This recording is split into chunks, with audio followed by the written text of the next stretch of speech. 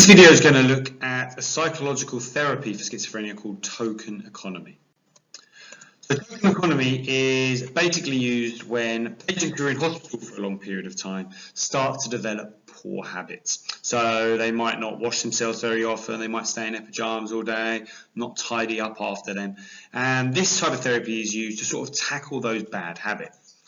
And it's based on Skinner's theory of operant conditioning, which we learned about last year. And in its most basic sense, it is a reward system. And we use this reward system to manage the behaviour of patients so that when they're in there and they're in there for a long period of time, their stay is much easier for staff to manage. The important thing is it does not cure schizophrenia. Okay, it does make their quality of life better. It makes it easier for staff in hospitals to deal with these patients, and it makes it more likely that they'll be able to survive and live effectively outside of the hospital, but it does not cure schizophrenia. The tokens that are used is as basic as that. They are just coloured discs. You can see down the bottom, that could easily be an example of the tokens that are used. And these tokens are awarded to schizophrenic patients whenever they show any desirable behaviour. So this desirable behaviour could be brushing their hair, dressing themselves in the morning. And really it's a form of reinforcement. Every time they do that desirable behaviour, they are given a token. If you brush your hair, here's a token. If you wash your teeth, here's a token. Have you got change this morning? There's a token. And it's got to be an immediate reward. So as soon as they do it, you give them the token. And that immediacy is really important because then their reward of the token is associated with that desirable action.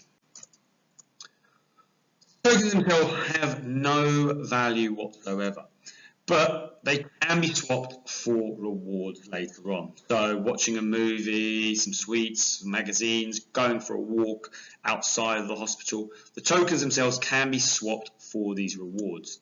And this is the idea that it's based on operant conditioning, that the tokens really are secondary reinforcers because they don't really have any value.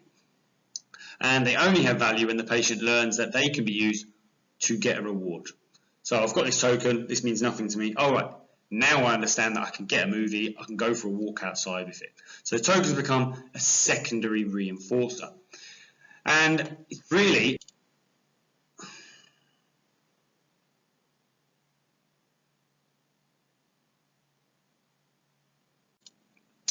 So when we're using token reinforcement, the patient is going to engage more in these desirable behaviours because they're associated with reward. They know if they get up in the morning and get changed, they're more likely to watch a movie later on in the day. And it's really important there are frequent exchange periods. Okay, the quicker this reinforced, the quicker they can get a reward for their token, the more likely these desired behaviours are likely to increase in frequency. Okay, you don't want to leave long periods of time between giving them token and then giving them a reward later. Okay, you want that association between the two to be really, really quick.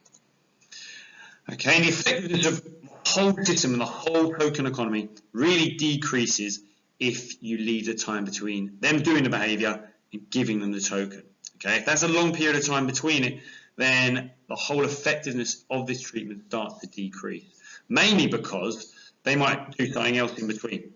So they get changed in the morning, they're going to be getting a token for that, but you don't give them the token for an hour. And in that meantime, they've punched 5 other patients. You didn't give them their token, they'll associate that token with them being violent and aggressive. Okay, and that then starts to become the behaviour they repeat.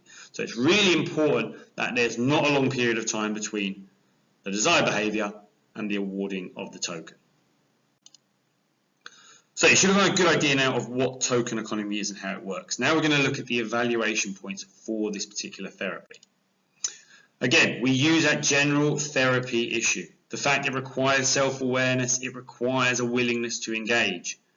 People with positive symptoms, hallucinations, delusions, aren't going to have the awareness to engage in this token economy. Those people who've got the negative symptoms, so avolition, aren't motivated to get up and out of bed, they're not going to be able to actually be motivated to engage in the desired behaviours in the first place. Again, you've got the practical issues, the fact that this is quite a lengthy process. This therapy can take 3 to 12 months to actually be effective and see a change in people's behaviours regularly. So it's also far more expensive than drugs. You've got to get the staff involved, you've got to pay staff to actually give out the tokens. It's going to be part of their job, it's going to take up their time, which costs money. So it's far more expensive than drugs. And also, a strength of it, there are no side effects to this. Okay, remember drugs, you've got the side effects, vomiting, dizziness, etc. There are no side effects when we're talking about psychological therapies. And similar to the last psychological therapy, okay, this treatment does not cure schizophrenia. We mentioned that a bit earlier.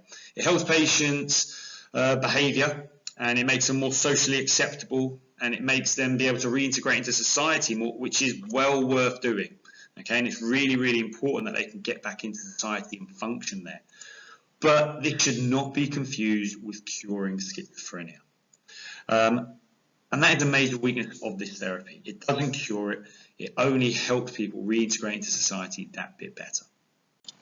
So we have got research support for the use of token economies.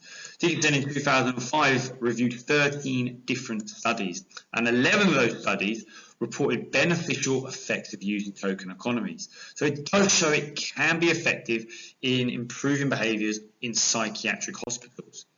Further support was given from Allian, who found that on a ward of female schizophrenic patients, when token economy was used, and they had little tokens with the word "one gift" put on them, that when they were given these tokens for actions such as making their bed, domestic chores around the ward, and were given a reward such as watching a movie, that there was a dramatic increase in the number of desirable behaviours that the female patient showed.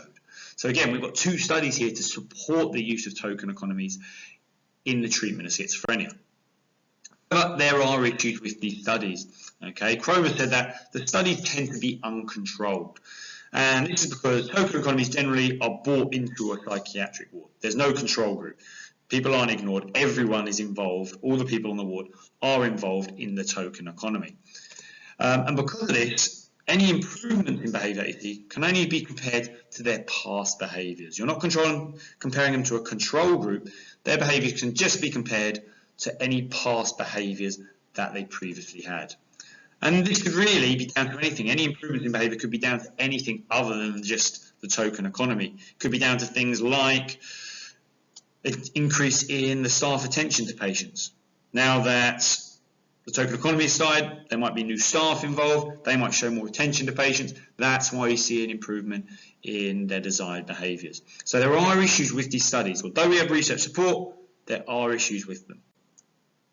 There are also ethical concerns. If you think about it, potentially it could be viewed as using these schizophrenic patients as lab rats, because the psychiatrists, the clinicians, the staff in the psychiatric wards could exercise control over really important reinforcers such as food.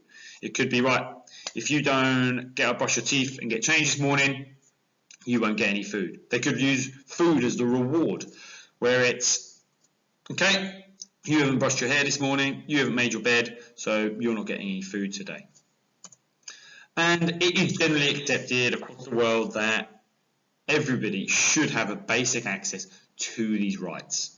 Okay, things such as food should be made available to people on the ward. And access to these shouldn't be violated. Regardless of any positive consequences and an increase in desired behaviours, holding back on things such as food shouldn't be done. And again, this raises the ethical concern, which is a weakness of the use of token economies for treating schizophrenia.